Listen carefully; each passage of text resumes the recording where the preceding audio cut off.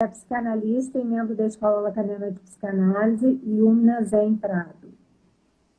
E hoje nós vamos conversar sobre o tema nostalgia, lembrança e esquecimento e a ignorância de Milan Kundera. Então, Yumna, você vai começar contando um pouco do livro, depois a gente fala dos significantes ali, nostalgia, ignorância, etc. Pode ser? Tá bom, pode sim. Então, eu acho que esse é um livrinho tão pequenininho do Milan Kundera e que ele nos ensina tanto, né, para os psicanalistas. Eu acho que a gente podia falar de tantos aspectos da psicanálise através dele, mas hoje a gente vai estar priorizando o aspecto da ignorância e da nostalgia, né? O autor, vou contar um pouquinho sobre ele, que eu acho que vale a pena. Ele é um tcheco, ele que escreveu aquele livro famosérrimo, A Insustentável Leveza do Ser. Esse já é um livro que não é tão conhecido dele, mas eu acho maravilhoso. E ele é um exilado tcheco na França, já há muitos anos, e ele fugiu do país dele, que era a Tchecoslováquia, por causa da invasão russa, né, do regime comunista, que se instalou lá. E ele tá, só ano passado, com 92 anos, acho que ele chegou na França com uns 30 e poucos, 40, e só ano passado, com 92 anos, que ele teve a sua cidadania, ele conseguiu ter de volta a sua cidadania tcheca, que até então ele não era um cidadão tcheco, mesmo com tanto orgulho, né, com tanta coisa que ele lançou o nome do país dele na literatura para o mundo, ainda assim ele era renegado no seu país. E esse livro ele se passa em 1989, que é exatamente o ano em que a Tchecoslováquia foi desocupada e se tornando, né, dois países diferentes, a República Tcheca e a República Eslováquia. E o autor ele começa trabalhando a partir da palavra retorno, com essa possibilidade de retornar finalmente ao seu país de origem. Esses personagens exilados eles têm que lidar com um bando de coisa, não é? Ai, que bom, passei a vida toda esperando por isso, agora vou voltar e vai ser simples assim. Então, essa palavra retorno dispara um pânico numa das personagens, e a partir daí ele começa a tecer a rede etimológica, que vai retorno, que implica um lugar, daí ele chega à nostalgia, da nostalgia ele encontra em espanhol uma palavra derivada de uma catalã, e no final ele chega finalmente à ignorância. E aí ele faz esse link entre nostalgia e ignorância, sendo a nostalgia a doença daqueles que não sabem, que nada sabem sobre o lugar onde eles deixaram, sobre um momento perdido, né? E essa coisa do retorno seria, de alguma forma, uma tentativa de recuperar algo perdido, que cairia numa repetição, numa espécie de gozo, algo assim. E aí eu fui, né, no Lacan e no Freud pesquisar um pouco, principalmente no Lacan, porque ele trabalha a ignorância como uma das paixões do ser. E seria de alguma. E principalmente dentro da transferência. Junto com o amor e o ódio, a ignorância estaria presente na transferência. Mais tarde, ele vai trabalhar a transferência como suposição de saber a um outro. Seria o caso, eu procuro um analista porque eu suponho que ele saiba algo de mim que eu mesmo desconheço. Ele vai ter as, E a partir dessa. ele vai ter as respostas. Sim, né? E o analista, o que ele vai fazer é ele vai recusar esse saber, mas ele vai sustentar a suposição de saber. Porque ele pode não saber sobre o que sobre o particular desse sujeito. Isso só esse sujeito pode descobrir, pode saber, mas ele sabe a via para se alcançar esse saber. E é ali que ele vai estar conduzindo uma análise. Não supondo que ele saiba algo da verdade desse sujeito, mas que ele sabe as vias para se chegar a essa Eu quero verdade. fazer E aí... Tá ouvindo? Com relação às paixões do ser, só para esclarecer aqui, amor, ódio e ignorância. No amor, o sujeito acredita que de dois se faz um, né? Por isso essas coisas de o fulano me completa, agora eu estou completo. E as pessoas só ficam completas na capa de caras, né? E agora no Instagram também. Há mais tempo era só na capa de caras. Agora eu estou completa. E o ódio é ou ele ou eu. Só tem um, né? E na ignorância há um que sabe, mas que não é o próprio sujeito, é o outro. Tá? Só para esclarecer isso que você falou no amor e no ódio, e aí para esclarecer para quem não sabe.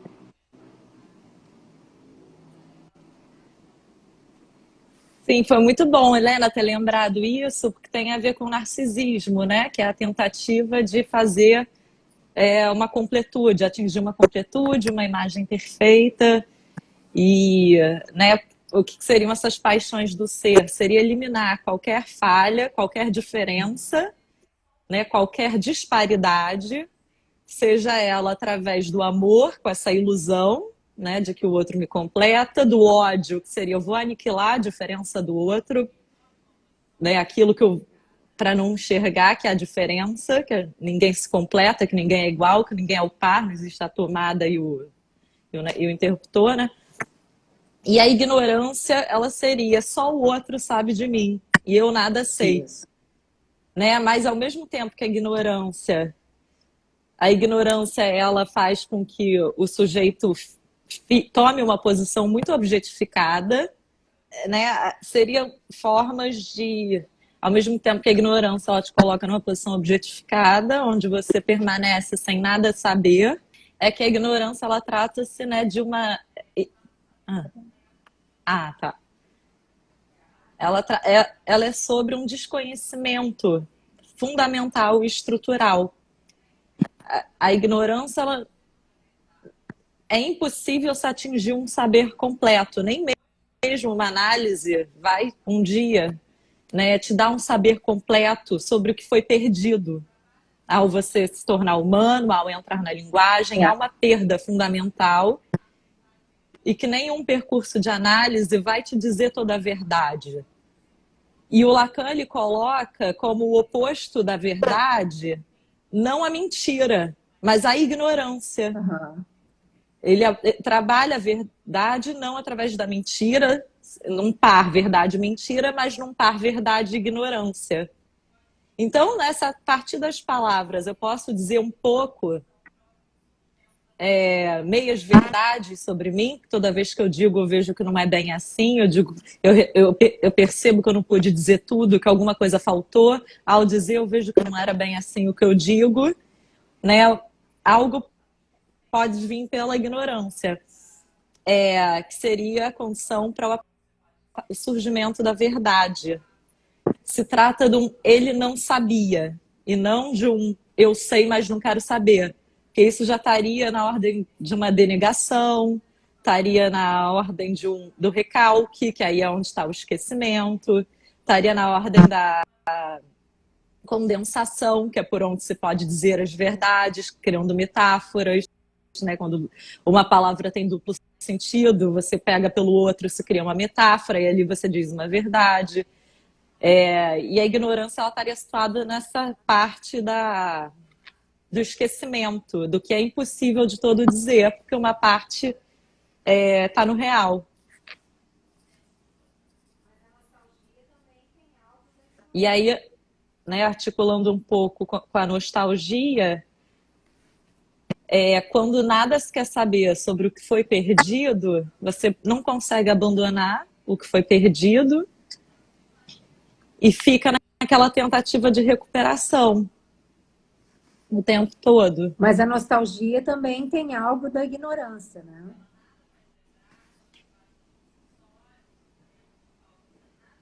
Tem. O próprio Milan Kundera, ele fala, a nostalgia ela se esvazia de lembranças.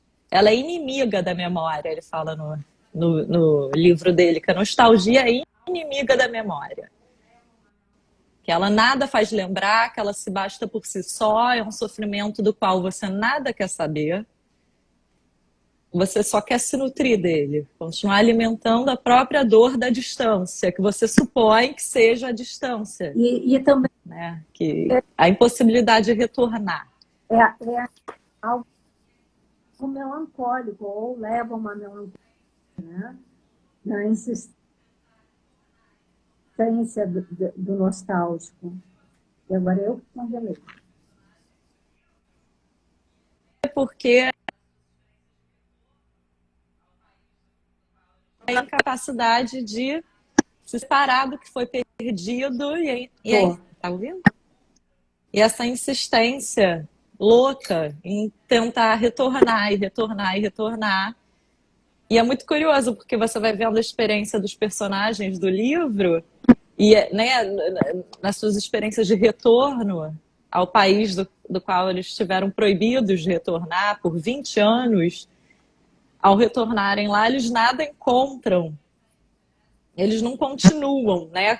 Tem até uma metáfora interessante que ele fala assim, é como se eu tivesse perdido meu antebraço e colado uma mão no cotovelo, remendando os 20 anos atrás de onde eu saí, com os 20 anos depois do qual eu cheguei, unindo diretamente o passado com o presente, né? Sem nada elaborar sobre esse meio. Quer falar? Você vai falar alguma coisa? Não? Não, Não pode sei qual falar. a hora que eu falei, se você escutou sobre esse ponto de melancolia também na nostalgia. E que pode levar a uma depressão, quer dizer, a melancolia até, eu acho que é um passo à frente da depressão. Mas um gozo também, né? O sujeito fica ali, né? Ele cria uma verdade, né? Ele cria uma verdade, porque não necessariamente a vida foi aquilo. É um ideal também. Sim. Que visa a recuperação, né? Aonde estaria, né, o lugar do objeto perdido, ele coloca o país, ele coloca algum outro objeto para obturar essa perda. E fica vivendo em torno disso, que foi perdido e não consegue abandonar ou fazer nada. O,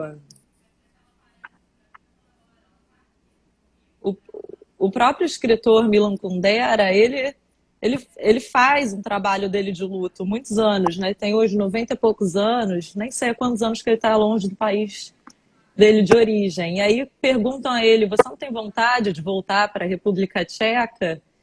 E, e ele fala, a República Tcheca, ela aparece para mim a toda hora, ela está aqui comigo, né? Ela está nos sabores, ela está nas lembranças. Eu não preciso estar naquele país para o que eu recortei e trago comigo, está nele. Aonde quer que ele vai, ele tem aquilo dentro dele. Não precisa estar especificamente num lugar físico. Pergunta, Natália, mas não consigo pensar muito bem na nostalgia em relação ao amor e ao ódio. Vejo a nostalgia como essa tentativa de recuperação e não sei responder isso. Teria que pensar melhor. Acho que a gente pode até pensar juntas. Assim, o que Lacan fala da nostalgia, ela liga o sujeito ao objeto perdido. É uma tentativa de recuperação do objeto perdido, né? Através da qual se exerce todo o esforço da busca. segundo Lacan, né? Ela marca a redescoberta do signo de uma repetição impossível, já que precisamente este não é o mesmo objeto, nem poderia ser.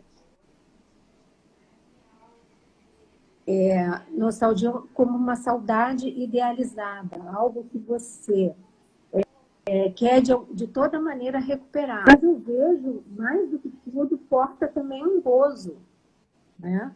Que o sujeito fica ali patinando naquele gozo, Sim. né? Algo que ele quer retornar por ser ideal. Nunca vai ser de novo. Eu até usei nos posts da live a música do Lulu Santos, tudo que como é que é? Tudo que viveu, tudo que se vê não é igual ao que se viu ao que se viu. Todo mundo o tempo todo no mundo. Nada do que foi será do jeito que já foi um dia. Né? Então, assim, mesmo que houvesse um momento muito feliz, não há resgate possível disso. Né? Eu, agora pensando um pouco sobre a pergunta que a Natália fez, relacionando, né, se haveria nostalgia no amor e no ódio, eu fico pensando que a nostalgia, eu só consigo pensar ela em relação à ignorância, porque é justamente o que a gente repete é o que a gente não sabe, né? A gente repete, repete exatamente aquilo do qual a gente não sabe.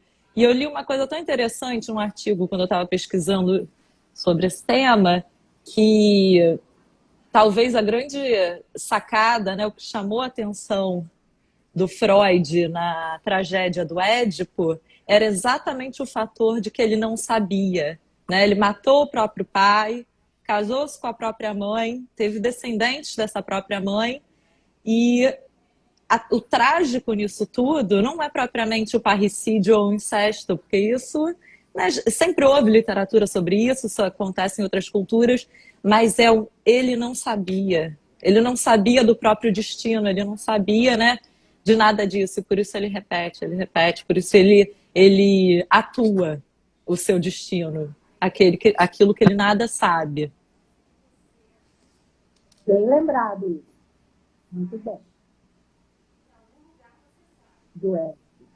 Agora, ele tinha um saber inconsciente também, né? Ele estava avisado disso. Mas realmente a ignorância é exatamente disso, a ignorância que você faz, em algum lugar você sabe. Voltei. Só deixa eu falar uma coisa que eu estava falando, eu não sei se você escutou, que, Não. sobre a questão da ignorância de Édipo, que no inconsciente ele sabia, né? Porque ele tinha sido avisado que ele ia fazer isso. Quando ele estava voltando para a cidade, se não me engano, foi quando ele foi avisado disso. E o que eu estava falando antes, que a Ana Cláudia pediu para eu repetir, é que muita divã, quando o sujeito diz, você pergunta, mas isso é o quê? Sei lá.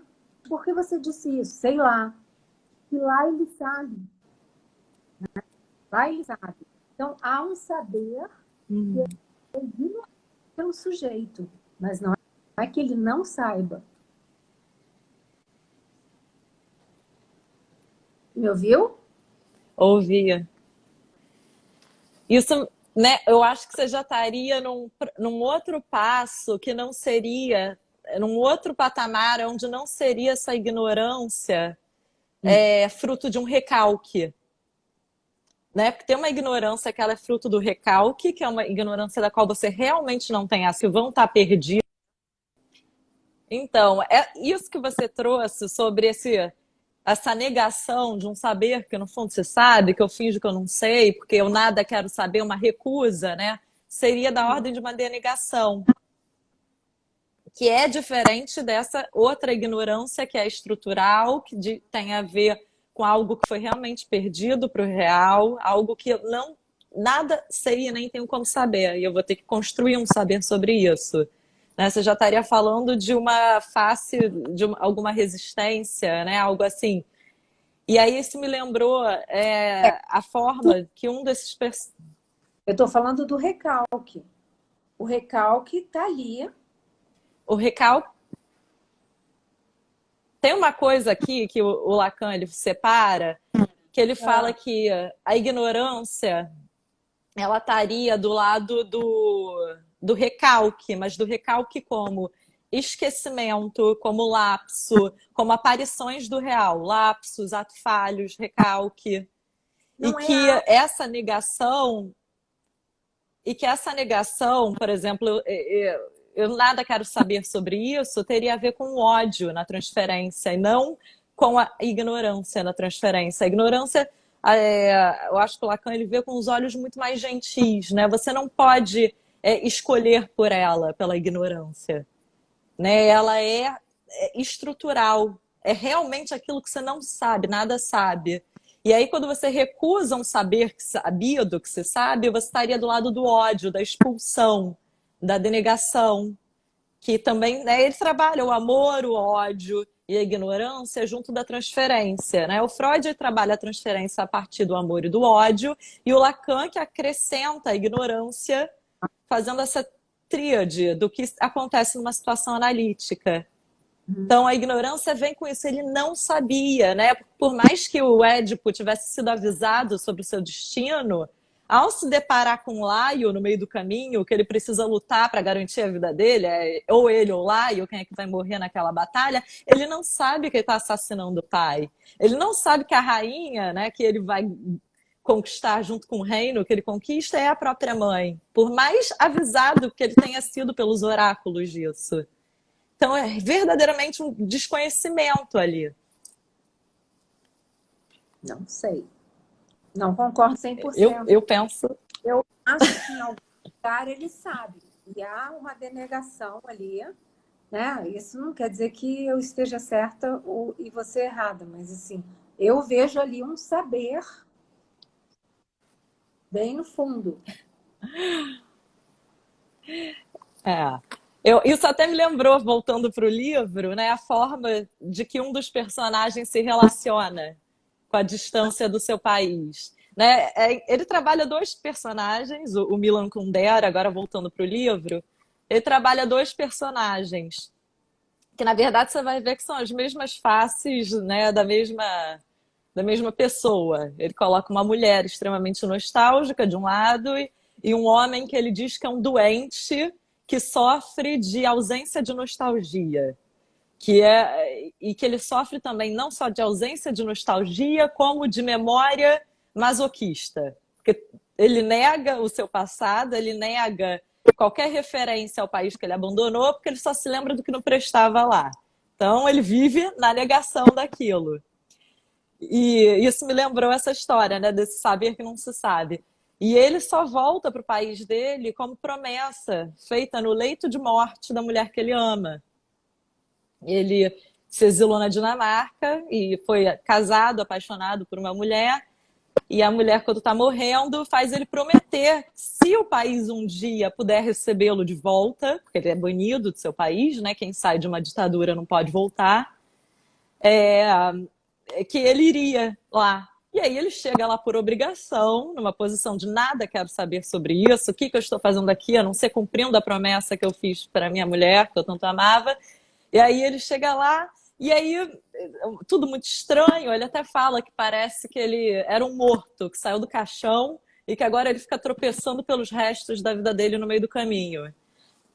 E aí, em determinado momento, ele já viúvo, está indo para um encontro amoroso com outra mulher, e no meio do caminho ele percebe que ele negava o seu país, não porque ele só se lembrava do que não prestava lá, mas porque ele considerava que o amor que ele tinha pelo país dele seria um amor antagônico ao amor que ele sentia pela mulher dele. Então, se ele continuasse amando o país dele, ele estaria traindo a sua mulher. Ele faz essa elaboração ao ir de encontro com outra mulher.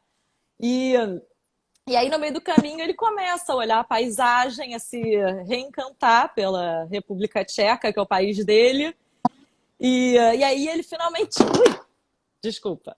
E aí, finalmente, ele percebe que ele não escolheu a Dinamarca para se exilar à toa. Que ele escolheu aquele país porque ele viu ali um traço da República Tcheca, que não seria a glória dos países que ocuparam aquele país, porque a República Tcheca, de 20 em 20 anos, ela era ocupada por um país e depois ela fazia uma revolução, ficava 20 anos livre. Aí 20 anos depois era ocupada, 20 anos depois independente. Isso é uma temporalidade da história desse país. Então ela já foi ocupada pela Alemanha e depois ocupada pelos russos. E ele, quando escolhe um país para se exilar, ele não escolhe um país com a grandeza dos russos ou da Alemanha, com a glória, com o tamanho, com nada disso, com essa história de peso desses países. Ele escolhe um país tão pequenininho, tão insignificante quanto dele, historicamente falando, sem nenhuma glória, e que ele fala, as pessoas que amam a Dinamarca são como as pessoas que amam a República Tcheca. É por compaixão, é pela sua pequenez. Nós amamos aquele país pelo que, não pela glória da sua história, mas por pena do que acontece ali. Pela falta de Pela glórias, né? falta. Exatamente. Né? E tem umas coisas, assim, eu acho que isso tem a ver com essa história, né, do saber que se nega a saber. E teve um trecho que você recortou que é quando ele pisa o solo, que é muito bonito. Eu não sei se você que escreveu ou se você, um dos personagens do livro escreve o seu reencontro como de um morto que sai de seu túmulo. Que vai tropeçando nos restos da sua vida, né? Isso não é um pouco o que a gente encontra na análise, quando a gente vai para uma análise, a gente não está chegando num território esquecido, inóspito, que a gente abandona, a gente não conseguiu abandonar, né? Mas que a gente negligenciou, e a gente não vai se esbarrando nos restos da nossa vida, né? A gente não vai reconstituindo a história perdida para que, né, no presente a gente volta ao passado, para que o passado vire história, fique mesmo no passado, né? Porque enquanto ele não vira história, a gente vive ele dia após dia no desconhecimento, no presente. A gente repete no presente o que ainda não virou história no passado. Exato. Até na ciranda do ano passado, que nós falamos sobre o passe, você também está no grupo de pessoas que apresentaram trabalhos sobre o passe. Eu usei o livro de um imigrante também exilado, também de uma ditadura, exatamente por isso, sobre a passagem para o exilado, para algo desconhecido, né? E a passagem de um analisando num percurso de análise. Não sei se você lembra disso. Eu até levei um Claro poema que eu ali. lembro. Pois Na é. Noite Surda. Aquela imagem me chamou tanta atenção. A Noite Surda. Isso. Eu até trouxe hoje, se no final, depois da gente ver as perguntas e der tempo, eu vou ler, porque ele é muito lindo mesmo. E tem tudo a ver com isso, né? Com o que você deixa para trás quando você passa por um percurso de análise e a nova história que você constrói para você mesmo. Né? Não da verdade, mas com a verdade de você ter acesso. Sim. E que ela surge nesses traços, né, de lápis, enfim, que você nunca vai saber a que se referia, mas algo ali também já se dá. Mensagem sem que você tenha noção do que era. Do que você estava deixando, né? A partir dos cortes do psicanalista. Você resiste muito a aceitar que você cometeu um lapso, que você cometeu um ato falho, que o sonho queria dizer isso ou aquilo. né? Na psicanálise você nega.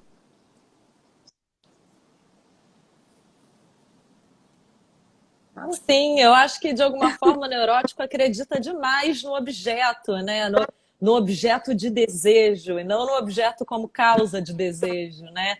Então ele acredita muito que se ele restituir aquela perda, que se ele retornar para lá, aí sim ele vai estar completo, sempre visando, né, essa obturação da ferida narcísica, né, dessa perda. Teve uma pessoa que perguntou em qual seminário o Lacan fala de amor, ódio e ignorância. Foi César. Ele fala no seminário um, seminário Ancor, aquele mais ainda, que ele retoma.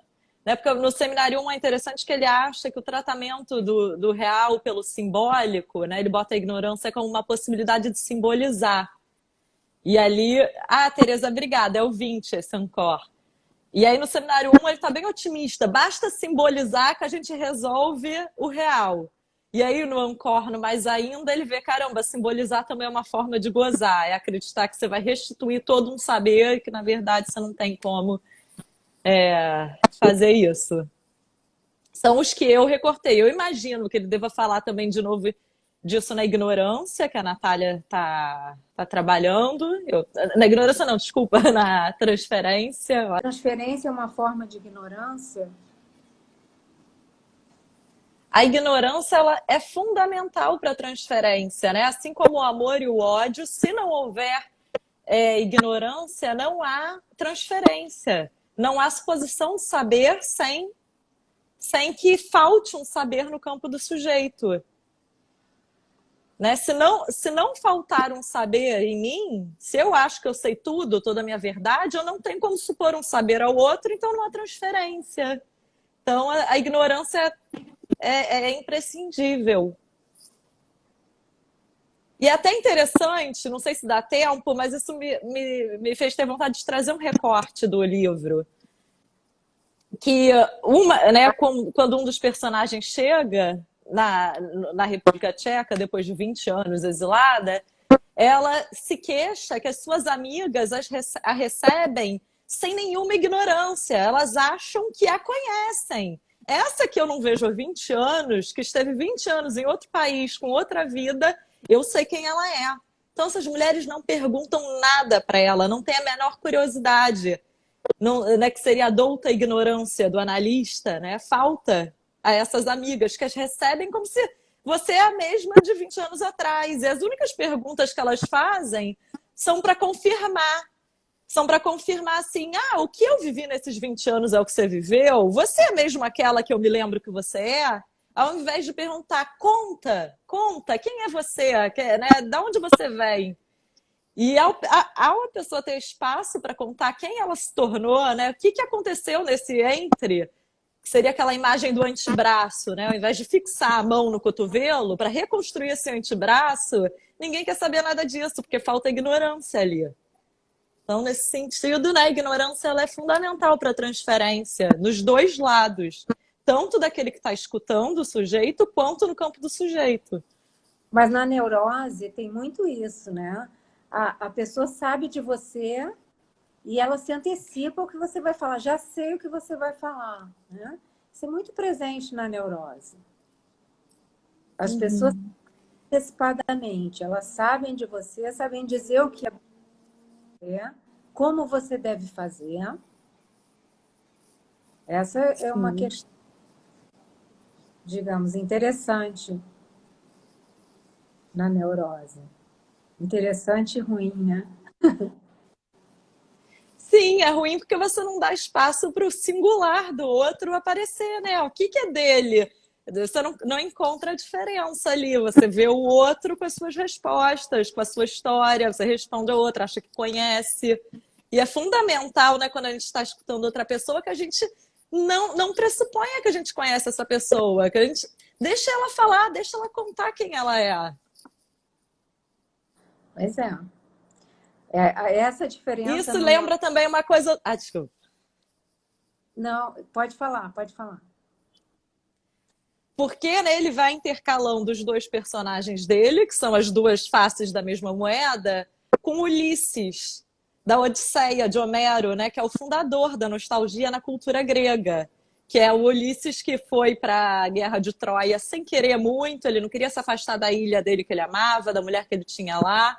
E aí, ao retornar, ele estranha, porque todo mundo na ilha dele acha que o conhece. E ele sente uma estranheza profunda, porque durante esses 20 anos que ele teve fora da ilha dele, nas suas aventuras pelo mundo, em qualquer reino que ele chegava, os reis perguntavam: conta, quem que você é? De onde você vem? Quem é você? E ao ter esse espaço de contar, ele acabava encontrando um lugar para ele fazendo parte. Né? Ele não ficava excluído, igual naquela ilha onde todos pressupunham conhecê-lo, saber dele. Olha só, a Tereza Meloni falou são os, né? E a Carol, o analista não crê ou não deve crer que sabe, porque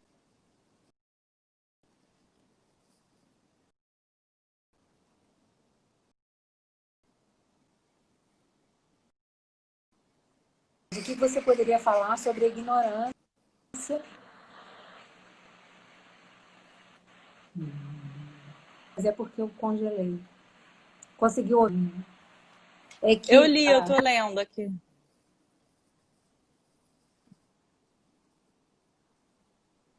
os Não crentes que tô te acreditam que escutando. sabem.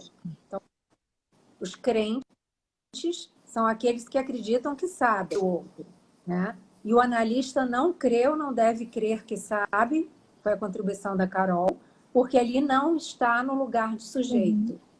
E ali você perguntou o que você poderia falar sobre a ignorância no lugar do analista. Que o lugar A ignorância no lugar do do analista analista. seria essa douta ignorância, né? Que seria onde o analisando demanda um saber, supõe um saber em você, você fica só com essa suposição, sustentando a suposição, mas você nega o saber, porque senão você está fazendo dele seu objeto, né? A Meloni falou, o analista é advertido da sua ignorância. É isso, gente, que está congelando muito. Eu vou tirar os comentários. Eu posso ler o... Você que é minha convidada, me deixa ler? Claro. Eu vou tirar os comentários para poder ler. Tá. Tá? Porque aí acho que fica melhor. É porque eu lembrei dessa folha branca que jaz diante de mim, do Atik Raimi, no livro A Balada do Cálamo. E como é muito lindo e o assunto tinha a ver com exilados e com aquilo tudo que você deixa para trás e depois não sabe mais o que é. Era noite, uma noite fria, surda. Tudo que eu ouvia não era senão o ruído, filtrado de meus passos gelados sobre a neve. Eu fugia da guerra sonhando com um alhures, com uma vida melhor. Silencioso, ansioso, aproximava-me de uma fronteira na esperança de que o terror e o sofrimento perderiam meus traços. Uma vez na fronteira, o passador disse-me para lançar um último olhar para minha terra natal. Parei e olhei para trás. Tudo o que eu vi não era senão uma extensão de neve com as marcas de meus passos. E do outro lado da fronteira, um deserto, semelhante a uma imensa folha de papel virgem, sem traço algum. Disse a mim mesmo que o exílio seria isso, uma página em branco que seria preciso preencher. Uma estranha sensação apoderou-se de mim, insondável. Não ousava nem avançar nem recuar, mas era preciso partir. Mal havia ultrapassado a fronteira e o vazio me aspirou. É a vertigem do exílio, murmurei no âmago de mim mesmo. Não tinha nem minha terra sob o pé, nem minha família sob os braços, nem minha identidade na bolsa. Nada. Achei maravilhoso. Lindo, Helena. E foi muito, muito bom, muito produtivo o trabalho. Foi ótimo trabalhar, trocar com você antes também. Agradeço muito, agradecemos, eu e a Yumina, pelas pessoas que estiveram aqui conosco. Obrigada. Obrigada mesmo, obrigada, Helena, por ter me convidado, por ter trocado tanto comigo antes da gente vir aqui falar para vocês. E espero que alguma coisa possa ter passado aí. Obrigada. Foi muito bom, muito importante para mim. Bye, bye. Beijo, obrigada, Helena. Tchau, tchau. Tchau. Tchau. Dá só nos comentários. Não tem mais nada.